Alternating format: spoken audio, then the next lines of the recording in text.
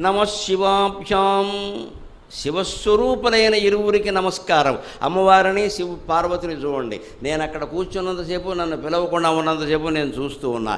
ఇప్పుడు మీరంతా అదృష్టవంతులు, మీకు కనపడుతున్నారు, నాకు కనపడడం లేదు. వాళ్ళు ఆ పిళ్ళారయ్య స్వామి గుడి మీద ఎదురుగా శివపార్వతుల విగ్రహాలు ఉన్నాయి, గమనించండి ఎంత అందంగా ఉన్నాయి. ఇద్దరు ఇలా అభయహస్తం ఇద్దు ఎంత అందంగా బంగారపు రంగులో మెరిసిపోతున్నారండి. అందుకే నన్ను ఇక్కడ ఘనపాటి గారు పిలిచే వరకు అక్కడ కూర్చొని ఆయనకి నమస్కారం చేసుకుంటూ కూర్చున్నాను. నేను నీ గురించే మాట్లాడుతున్నానయ్యా, take care of my self అని. మరి ఎవరు ఆయన చూసుకోకపోతే ఎవడు చూసుకుంటాడు? వేదిక ఎక్కితే మీ గురించి చెప్పేది నువ్వు చూసుకోవయ్యా అని చెప్పి వచ్చాను, ఆయన చూసుకుంటాడు. శివస్వరూపంలో శివపార్వతుల్లో ఒక ప్రత్యేకత ఏమిటంటే, అర్ధనారీశ్వరులు అని వాళ్ళనే ఎందుకు అన్నారు అంటే, ఇద్దరికీ పేర్లు కూడా ఒకటే, కొత్త పేరేం లేదు. శివ అంటే ఈయన, శివ అంటే ఆవిడ. భవ అంటే ఈయన, భవానీ అంటే ఆవిడ.